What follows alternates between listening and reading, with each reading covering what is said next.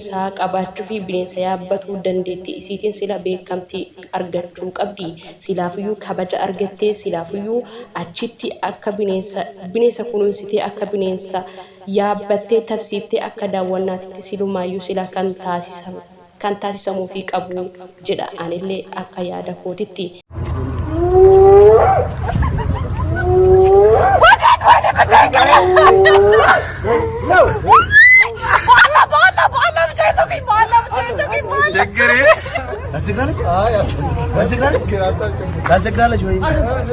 ሁለተኛ ታስቸግራለች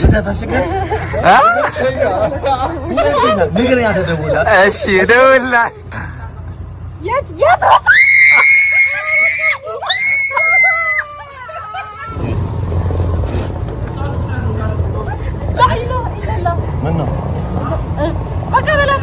من من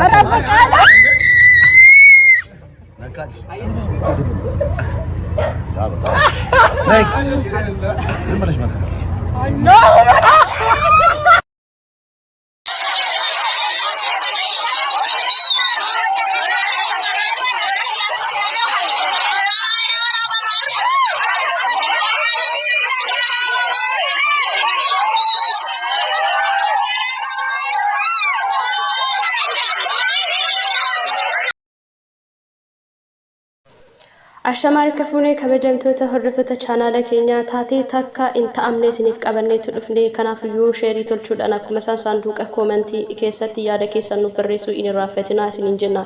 Taateen kun kan taa'ame Oromiyaa keessatti yoo ta'u manguddoon kun kan umriin isaanii yeroodhaaf hin beekamne kan tilmaaman umriin isaanii gara 70 akkas deemedha. Haa ta'u malee garuu haala gaddisiisaadhaan lubbuun isaanii Oromiyaa keessatti darbeetii jira.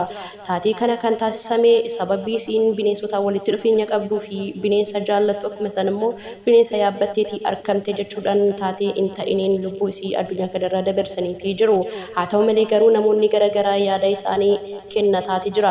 Yaada namoota garaagaraa irraa akka qoranneetti isin biraan geenna kanaafiyyuu haga dhumaatti nu duukaa turaa isiniin jenna. Egaa hordoftootaaf kabajamtoota kennaa viidiyoolee kanneen irraa yaada keessan isinillee akka saanduqa koomentii keessatti nuuf keessan kabajaaf jaalalaan isin gaafanna. Haa ta'u malee garuu viidiyoolee kana kan qabannee isinii dhufneef yeroodhaaf akka yaada keessan irratti kennattaniidha fi haa ta'u malee garuu taateen kun akka hin taanetti ta'ame. Manguddoon kun lubbuun isaanii darbuu bichaa osoo hin ta'initti akkaatanitti lubbuun isaanii darbee baay'ee kan nama gaddisiisudha. Haa ta'u malee garuu taateen kun takka kan ta'ame hin beeknedha. Hayyuuttiin bineensota kana daawwachuudhaaf dhayxullee namoonni bineensota kana jaallatanii fi bineensonni kun akka namoota kana jaallatan kan taasise eenyudha maalidha kan jedhu kanarraa laaluu ni dandeessanii. Maarree kabajamtootaaf jaallatamtoota namoonni bineensota jaallatanii fi bineensota qoxoxxorii fi jala oolchan hunduyyuu lubbuun isaanii darbuu qaba gaaf jennee murteessine kanaan maal jechuu dandeenya. Kuni jecha jedhamuun isin qabne akkuma isaan gocha raawwatamuu hin qabnetu raawwatame isiniin jenna.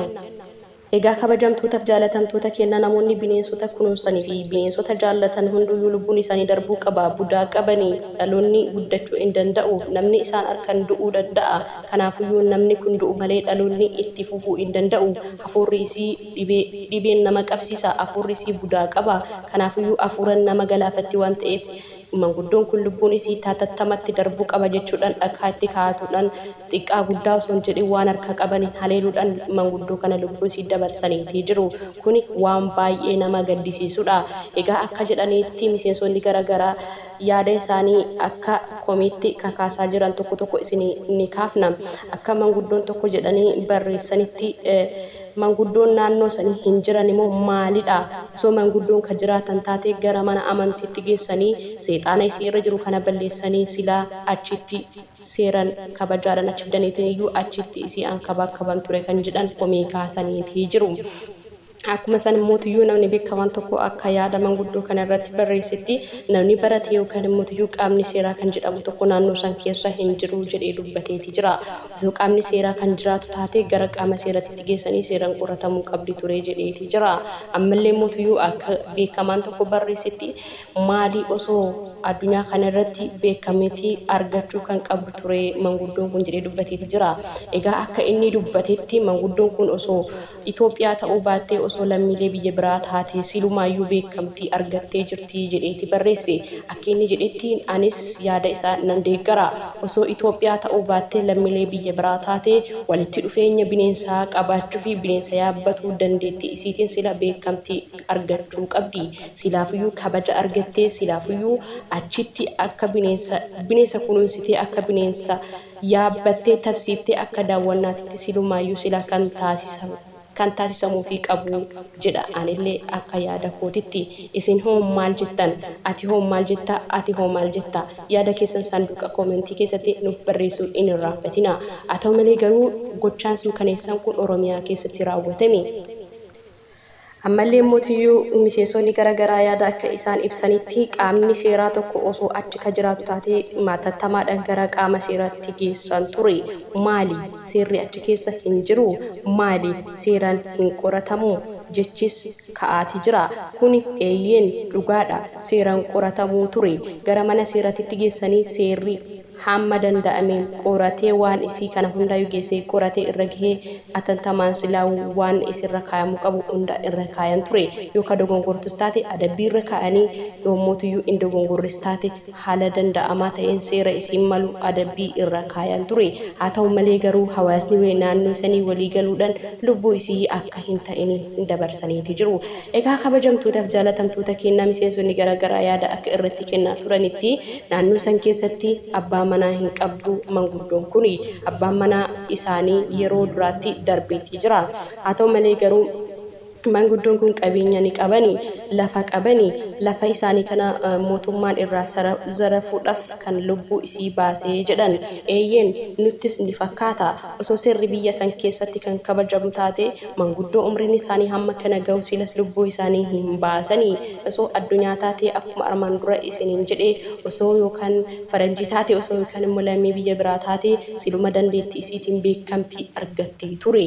Haa ta'u malee garuu dandeettii isii kanas hacuucanii akkasitti ajjeesuuf baay'ee nama gaddisiisa. Kabajamtootaaf jaalatamtoota kenna wanti asiin isumaan isinitti himuu barbaadu namoonni akkanaa naannoo keessan kan jiraatan taanan kan ijji isaanii wanta tokko yoo millate ijji isaanii gaarii hin ta'in ijji isaanii wanta sayyuu laale yeroo masanitti barbadeessu jiraachuu ni danda'a. Ani garuu argee hin beeku nan dhaga'e malee. Haa ta'u malee garuu osoo gara mana yaalaa geessanii dawaan hin jira jedhameetii jira. Kan marfee waraananii marfee jajaan dhayxee waraannattee nagaa isii godhu ni jira jedhu. Maarree kabajamtootaaf jaalatamtoota kennaa yaada keessan viidiyoo kana ilaaltanii kennachuun isin dhiba jechuun ulfaataadha. Maaliif yoo jettan egaa manguddoon kun walitti dhufeenya bineensaa waan qabduu fi bineensa waan yaabbatteef ajjeesamuu qabdi jechuun akkamitti ka jedhu viidiyoolee kana lamaan wal madaalchiftanii yaada keessan kennachuu dandeessu. Hayyuuttiin daawwannaadhaaf dhayxee baay'ee sodaatte. Namoonni bineensota kana kunuunsan hoo akkamitti bineensota kanaan firoomuu danda'an ka jedhu anaafis gaaffiidha. Akkuma namoonni kun bineensota kanaan firoomuu danda'anitti manguddoon kunillee bineensa kanaan firoomuu danda'an jechuun ni danda'ama. Kanaafiyyuu manguddoon kun waan bineensaan firoomaniif ajjeesamuu qabu jechuun kuni saala kuni qaanyiidha isiniin jedha. Tole kabajamtoota keenya akka dhuunfatti kan yaada kennachaa jiru isinillee mee yaada koo nan dogongoris taana na qajeelchadha isiniin jedha. Hayyuuttiin daawwannaadhaaf dhayxee bineensa baay'ee sodaatte. Haa ta'u malee garuu namoonni bineensa kanaan walitti firoomanii wal beekaniin itti kolfaati jiru. Hayyuuttii sodaachisaaniiti jiru. Akkuma bineensota kanaan isaan firummaa argatan manguddoon kunillee bineensa kanaan firoomaniiti jiru. Kanaafiyyuu manguddoo kana waan bineensaan firummaa qabduuf ajjeechaa irratti raawwatu qabna jechuun kuni dogongora guddaadha. Maarree kabajamtootaaf jaalatamtoota keenya dhimmi haadha manguddoo kanaa yeroo atantamaa keessatti ba'uu qaba. Dhiigni isiitis ba'uu qaba. Ajjeesamuu hin qabdu. Namoonni ajjeesan akka seera jala oolan nullee ni gaafanna. Sababiin isaas yakka tokko malee ajjeefamte waan ta'eef. Haa ta'u malee garuu qabeenyi isii yookaan lafa isiin qabdu irraa ari'achuudhaaf yookaan irraa isii ajjeesanii dhuunfachuudhaaf yookaan ta'us taate eeyyeen dubbichis ni fakkaata waan ta'eef hatantamaan seera jala ooluu qaba qabeenyi isillee jennanullee. Maarree kabajamtootaaf jaalatamtoota keenya isinillee yaada keessanii fi qeeqa qabdan nuuf kaa'uu hin dagatinaa. Tole kabajamtoota keenya irra deebiidhaan kan isin yaadachiifnu mallattoon isaan ittiin bineensa kanatti dhiyaatan akka isaan jedhanitti meeshaalee wajjin qabame sooqiddaa fi akkuma san barbaree wantoota garaagaraa dhadhaa fi wanta garaagaraa qabataniiti deemuu jedhanii dubbataniiti jiru. Anaaf gaafiidha. Namichi yeroo isin bineensa yaabbattee deemtu sun arke inni eenyudha? Akkamitti arguu danda'e? Innillee isiidhaan waliigaltee qaba ka jedhu kun komii miseensota garaagaraati. Anaafillee komiidha. Inni kan bineensa yeroo isin yaabbattee deemtu argisu maaliif hawaasatti hin dhiyeessini? Yeroo san maaliif viidiyoo hin godhini? Yookaan immoo tuyyuu akkamitti arguu danda'e? Kuni anaafis gaafii miseensota baay'eedhaaf illee gaafiidha. Haa ta'u malee garuu miseensichi tokko akka inni dubbatetti namichi yeroo isin bineensa yaabbattee deemtu sun arkee namichummaan sunuyyuu isii wajjiniin hojjetaatii ture. Kanaafuyyuu namichi yeroo isin bineensa yaabbattee deemti argisuni innillee seera jala nuuf ooluu qaba, qoratamuu qaba jedhanii dubbataniitii jiru. Kanaafuyyuu maarree dhiiga haadha keenyaa kana akkuma san manguddoo keenya kana rabbi haa baasuu jenna. Rabbi isiidhaaf haa araaramuu jenna. Kuni karaa seexaanati. Karaa akkanaa kanarraa yoo irra jiraatan hundi keessanuu ta'ee badhaati irra deebi'aa isin jenna. Waan hojii turtaniif guddaa galatooma yeroo gaarii qabaadha. Warri haarawaa chaanaala keenyatti dhuftan sabiskiraayib gochuudhaan mallattoo bilbilaa tuqattanii barumsa jaalalaa isinii darbu hordofuu hin dagatiina.